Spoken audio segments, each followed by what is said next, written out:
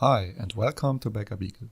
In this video I'm going to give you a quick overview about the views on backups and restores in the Backup Eagle client control function. As you can see, I already opened the client control function, and here on the right side we can switch between the different result views. We have an hour, day, month and year view. The current selected view is the day view, indicated by the blue background, and the day view gives us lots of details for each backup. Each line here is a backup or restore, and as you can see there are many columns like the backup server name, node, client, VM name, schedule or job name, start time, end time, amount and so on. Let's move on, switch to the hour view. As you can see, the hour view is much like a Gantt chart, where we have the node, client, VM names here on the left side, and down here we have the time, and each bar indicates a backup or a restore. The longer the bar is, the longer the backup and restore runtime was.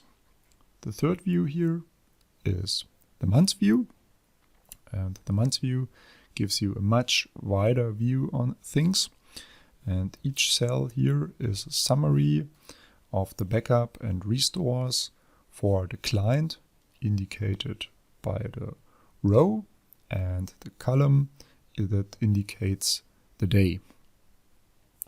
The fourth view is the year view, and the year view is much like the month view, but here the grouping is by month.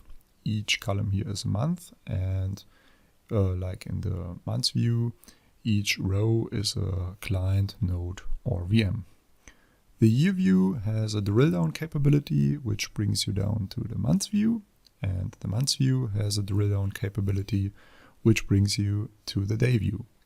Maybe you want to try this yourself on your own Backup Eagle installation. That's all for now. I hope you find this video helpful. If so, you might want to leave a comment.